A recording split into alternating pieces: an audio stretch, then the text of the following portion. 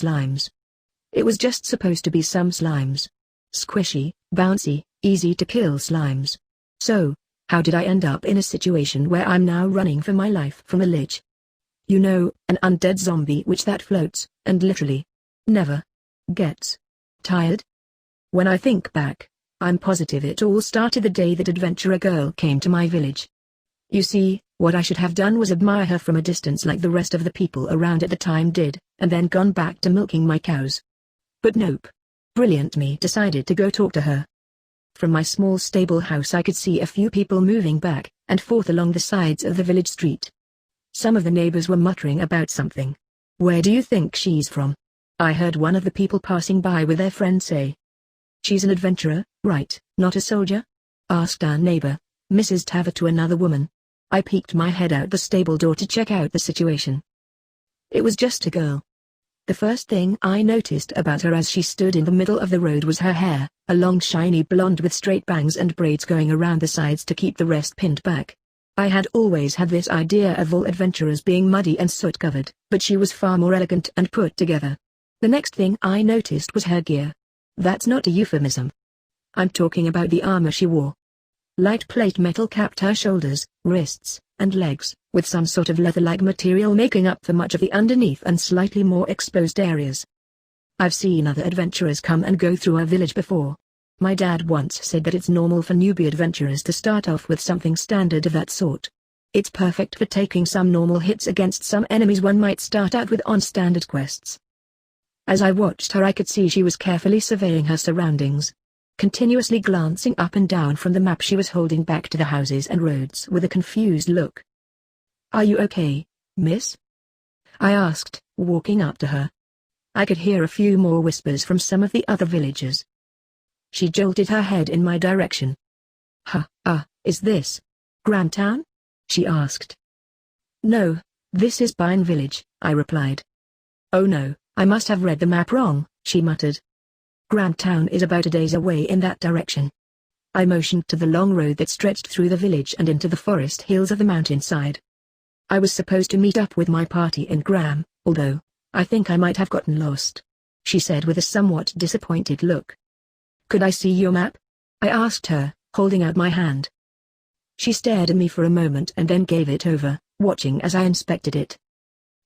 Okay, I think I see what happened. You must have followed the path along the riverside, right?" "Yes," she replied, slightly confused. "Okay, so while it looks like there's only one path to follow, there's actually two.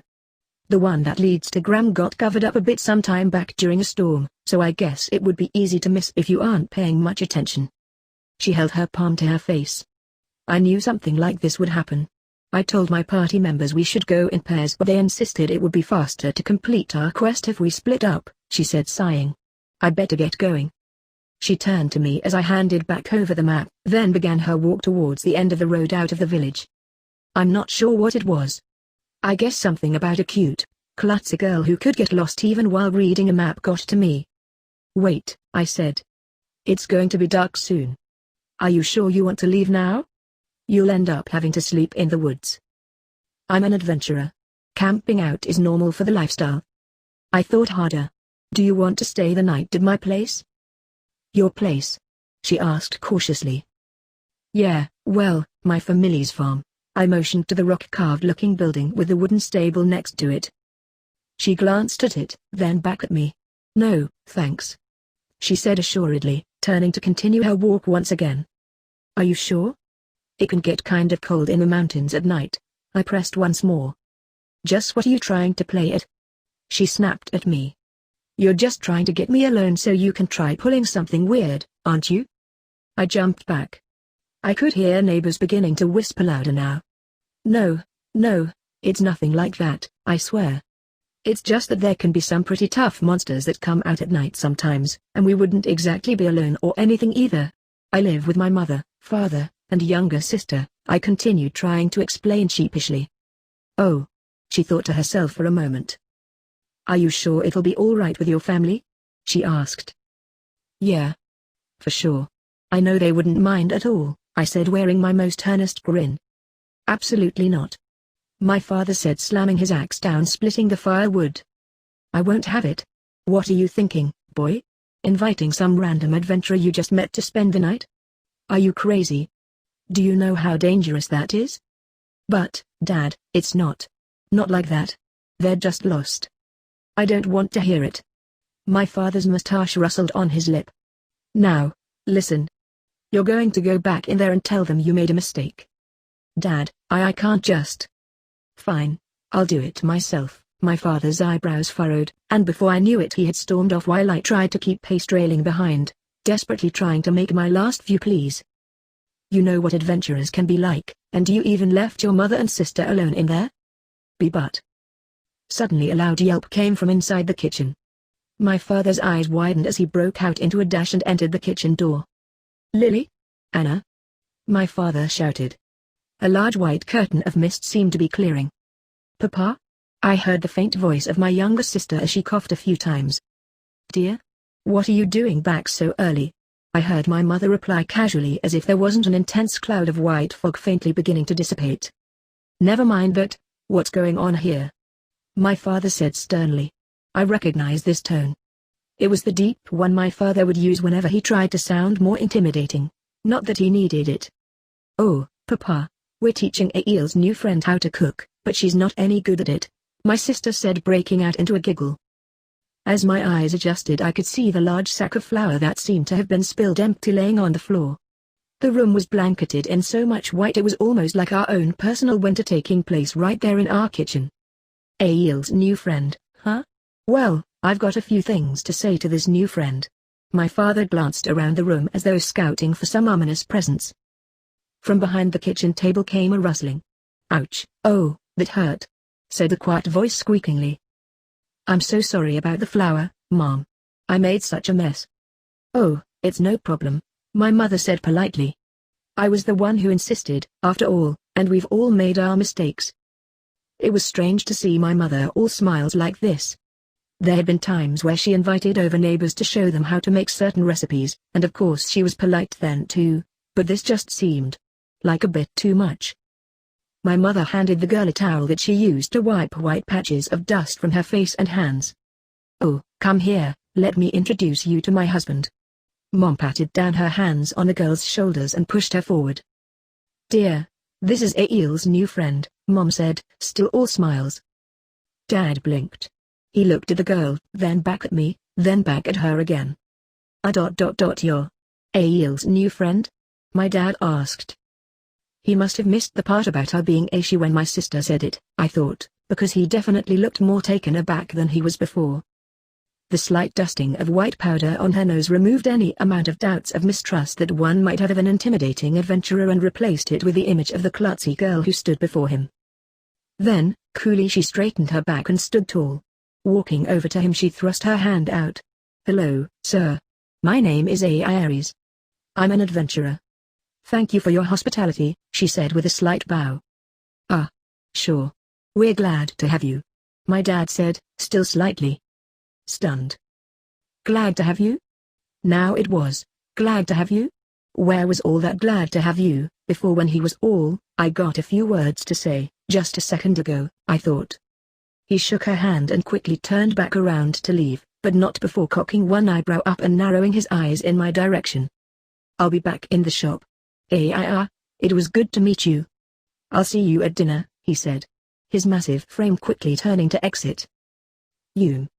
Did I make a bad impression? I heard Aiel muttering to herself, but now near my right side. Honestly.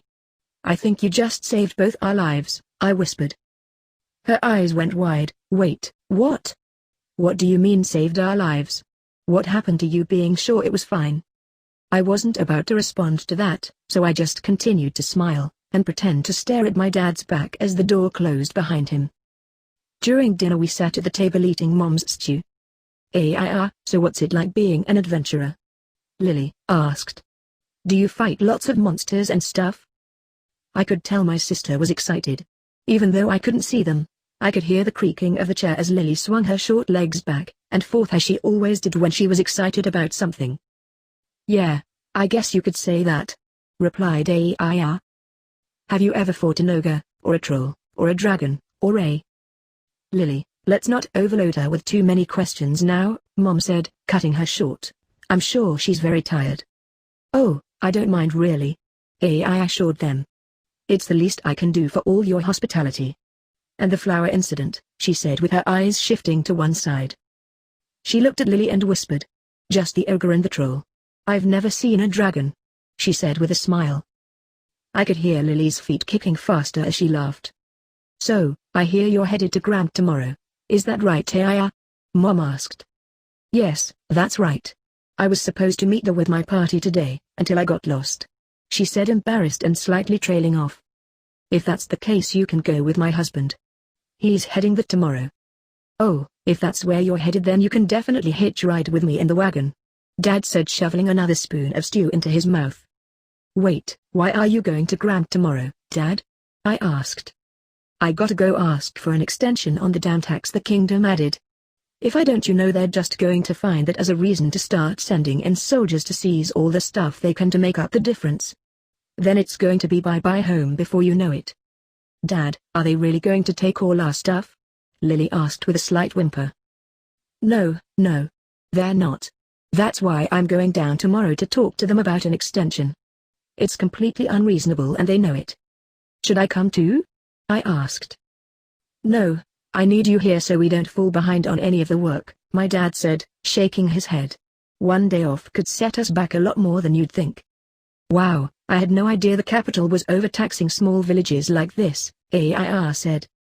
Yeah, but we'll make do, Dad replied nonchalantly, finishing off his bowl. Well, you two better get as much rest as you can. It's a long journey tomorrow, Mom added as she began packing up the dishes. All right, Aiel, you're in Aiel's room, and Aiel, you're on the living room floor, Dad said before heading off to bed. I don't mind sleeping on the floor. I would feel bad for taking your bed, Aiel said, glancing over in my direction. Don't be silly. You are my son's guest after all, and he couldn't possibly let a girl rest on the cold hard ground while he has a perfectly good bed. Isn't that right, Aiel? Well, she is an adventurer, so that would be pretty norm. Before I could finish my response, I felt an icy chill creep up my spine, followed by faint searing heat on my neck. I turned to the door to see my parents, Mom smile like always, but it was almost as if her face had been replaced with a frozen, smiling, sinister-looking porcelain mask, and my father looming down at me, eyes blazing wide. I mean, it's totally fine with me, you know? I was just saying, as far as adventuring goes and stuff, it's just interesting, you know, right? I chuckled nervously, and as I let my rambling trail off, I sunk back down into my chair. Good. So, you see, Aiel, it's perfectly fine with my son. Right, son? Mom replied, cutting me off before I could say anything. Very good. I knew there was only one right answer to this question. Not to answer the question. At some point during the night I was awoken by slow, heavy footsteps creeping across the floor past my head. When I opened my eyes trying to adjust to the lack of light, I saw the silhouette of a large figure taking deliberate steps to go unnoticed, heel to toe, which might have worked if not for the clumsy knocking of the boots across the wood floor. I squinted. Dad? What are you doing? Shh, urged the large figure. I heard something outside. Stay here. I immediately sat up. What do you think it is? I asked. I knew if he had known for sure he would have told me, but even a guess was better than having no answer at all. I don't know. Then I'll go with you. No, he whispered in a harsh tone. I could see a large sharp-looking object in his right hand obscured by the darkness. It could be nothing, but even if it isn't, I want you to stay here. Keep an eye on the place. I have this under control. I nodded even though I doubted whether he could actually see me. After leaving the front door, he crept closer to the barn. The large wooden door looked as though something had dug a small hole just big enough to squeeze under it. When my father reached it, he pushed it in slowly, and for a moment I heard nothing. All of a sudden there was a loud clang and a high-pitched shriek as though someone was dragging a rusty nail against an iron pole. The next second I could hear animals wailing and the stomping of hooves on the ground, followed by several more of those shrieks in succession. Aiel came rushing out from my room with sword in hand. What is that? She asked, looking to me. I looked at her and back in the direction of my dad, who still hadn't come out. There's something in the barn, I said, before making a mad dash in the direction of the sound. Aiel followed right behind. When we reached it, looking inside, we could see some horses and cows bucking back and forth, clearly agitated by all the ongoings. On the floor lay my father on his side, one leg bleeding but still with his sword up.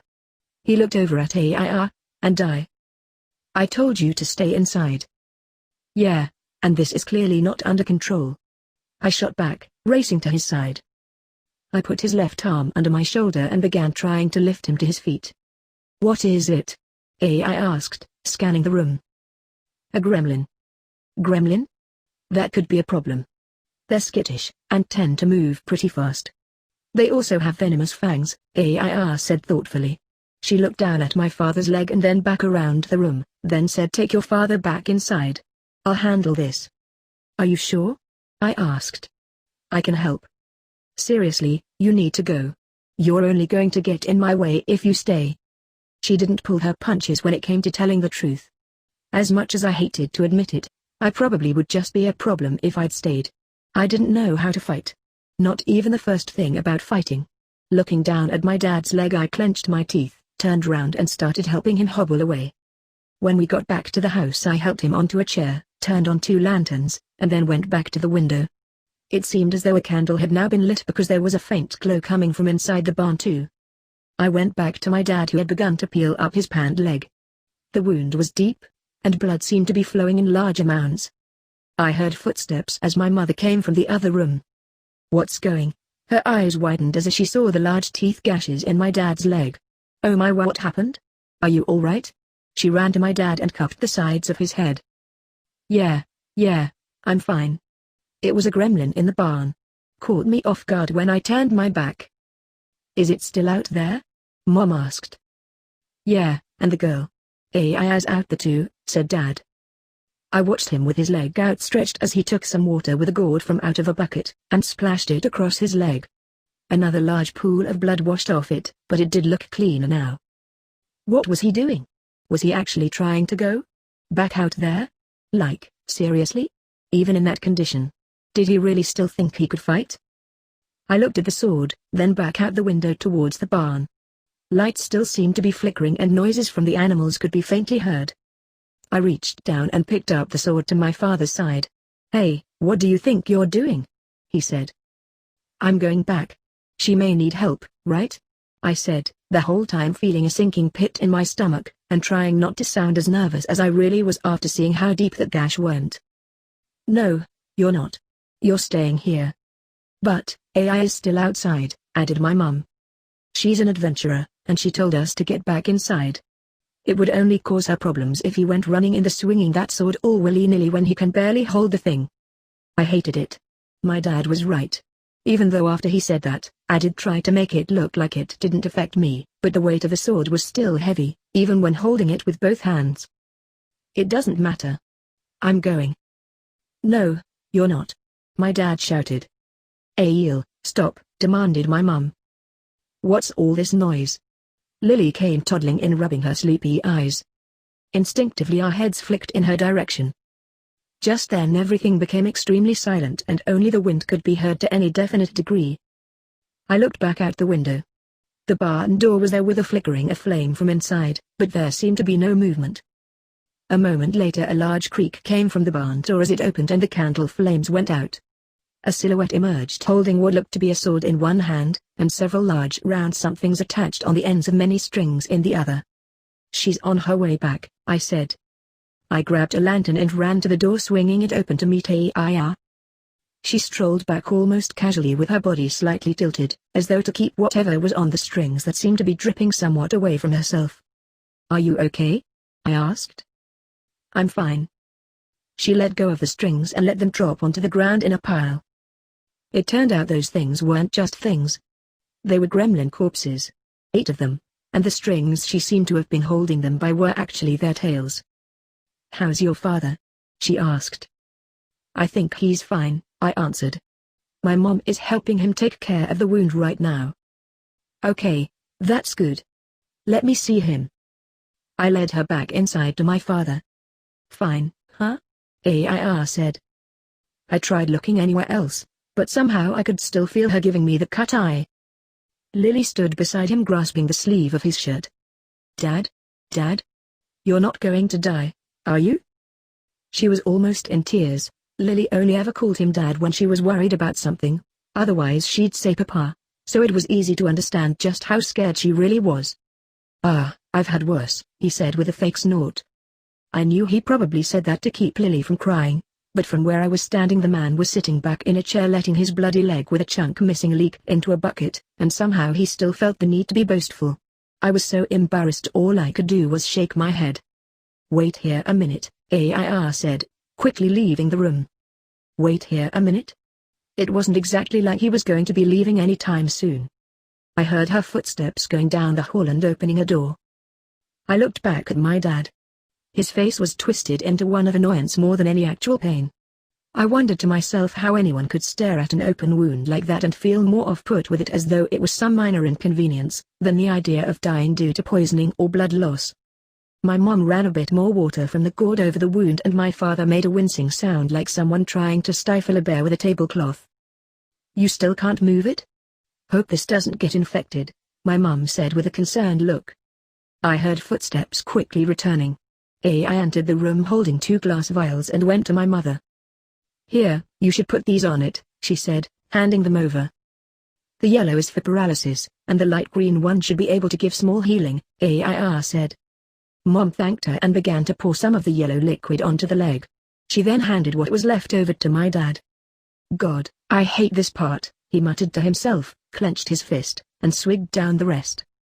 Mom did the same with the green potion and handed it back to him to drink. Everyone inspected the wound. The reaction took place faster than I had expected, but not as effectively as I'd hoped it would, but at least now he was able to rotate his foot and wiggle his toes, even though the wound was still mostly there. I looked back through the window at the barn. So, do you get monsters like those often around here? No, not often. Something like that actually hasn't happened in a long time, my mum said. I looked over to me almost as though she was seeking confirmation. Yeah, it's true, I said. I've lived here my whole life and never seen one. That's strange that they'd come here, and especially strange considering their levels for gremlins. Aiel said, lost in thought. Sorry, what? What do you mean levels? I asked. All of a sudden Aiel perked up again like snapping herself back to her senses. Her eyes moved around the room and she smiled sheepishly. Oh, yeah, I don't know what I was saying. Never mind, she said, faking a laugh. It was fake. Very fake. I definitely knew it was a fake because it was the same way I sound whenever I tried covering for something stupid I had said, but I wasn't going to pursue it. She had already been a big help, and potions weren't exactly cheap to come by. We should probably try to get some sleep now, my mother said. Yeah, my dad added. We still have a long trip tomorrow. What are you talking about? I asked, startled by how he could say such a thing when he was still unable to even properly move. You can't go anywhere like that. I don't have a choice, I have to go talk with the kingdom, and also I did promise I'd ride to town. I couldn't believe what I was hearing. It made me wonder if some of that venom had reached his brain and caused paralysis on it a bit as well. It's fine. You don't need to take me. It's better if you stay and recover more, Aiel said, chiming in. I'm an adventurer, so walking distances like this are normal for me. My mom looked to my dad. She's right. You can't go until we get you some more potions and you're properly healed. I told you I don't have a choice. If I don't then it'll just lead to more problems later, my father insisted stubbornly. This was a mess. This whole thing was a big mess. I didn't know if whether my father was wrong or right, but things were starting to get worse, and if something didn't happen soon I knew the worst was yet to come. I'll go, I said. You? You wouldn't even know what to do, said my dad. What do you mean? You're going to the castle to ask for an extension. Sounds simple enough. I'm pretty sure I can manage that. You still need extra potions to recover, right? Plus I'll be able to take AI at the same time. I could see my dad thinking with his brows furrowed and a worried look on his face. It's not like I haven't been to Grand Town before, so it should be fine. I'll also be there to help if he needs it, I heard Aiel say. My dad looked up at her from his seat as he thought for a moment. His face seemed a little bit more at ease hearing that. All right, I suppose so. I'd like to say I was happy about this moment, but honestly seeing him have more confidence in this stranger girl he had just met who seemed no older than me, over me, his own son. Well, that was more than a little bit of a wound to my pride. Honestly, I didn't know whether to laugh or cry. First thing when the sun came up I went back to the barn to check on the horses. It was a really bizarre sight walking in and seeing flecks of blood scattered, and splashed out with thick and skinny lines like swaths. It was like somebody had taken a brush, drenched it in paint, and swiped through the air with it several times in every direction just to see where it would land. There also seemed to be scorch marks of some sort on the ground with bits of ash around it. Was she burning them? I couldn't help but wonder. But how could something have turned to ash so quickly? It wasn't like she had been in here much longer after we left. Worse off, looking into one of the stables I could see what was left of the body of one of the horses that was attacked. The rest of the animals seemed to be fine, but it was clear that the gremlins had targeted it and attacked together. Large chunks of meat were missing from what was left of its body, bones were exposed almost picked clean, and there was a hole straight through its stomach like something inside had come bursting out. My stomach started to turn. The way the body was ripped up as badly as it was, but seemed to not be wasted with any excess meat laying around, as though they had planned to devour the entire thing bit by bit, until nothing but bones were left. There was something terrifying about the thought. It took a while but I managed to drag the corpse outside and bring it to the fire pit where I burned it. I had thought about just digging a hole to bury it at first, but I didn't want the smell of it rotting to end up attracting anything else. By the time everyone else was up I had already loaded and set the wagon. I still think I should be the one going, my father said, as he sat with his leg outstretched in the same chair he was in the night before. If it wasn't for the change of clothes, you'd have thought he never moved. No, I'm planning to make some deliveries in Fielding before we go to Grantown, and you wouldn't be able to do it with your leg like that. A smirk-like look crossed my father's normally stoic face. I wondered if that meant he was proud. His little boy is finally growing up? Something like that? Whatever it was moments like this I was glad he wasn't the type of doting father to say things like that and embarrass me. Fielding? I heard I ask. Yeah, it's the village you have to cross before you get to Grantown, I said. It's pretty close to here, so in a sense it's sort of like we're one big village since we're normally trading goods between each other. Oh, I see, I replied. On the road it was quiet for a while aside from the sound of hooves trampling the ground, the wind, and the rickety shaking of the wagon, until I finally spoke up and said, I wanted to say thanks. I knew what she meant. It's no problem, I said back with as friendly a laugh as I could manage. I should be thanking you. If you weren't the last night my dad could have ended up like the other horse. She seemed like she wanted to ask something but was having trouble getting the words out. Yeah? What is it? I nudged. Why did you invite me to stay over? You didn't know me at all. I wasn't sure if I actually wanted to answer this one. This is what I got for opening my big mouth, I thought while trying to scrape out a decent excuse. Well, it was crap. It was all crap. Everything that came to my mind was entirely crap and I knew it.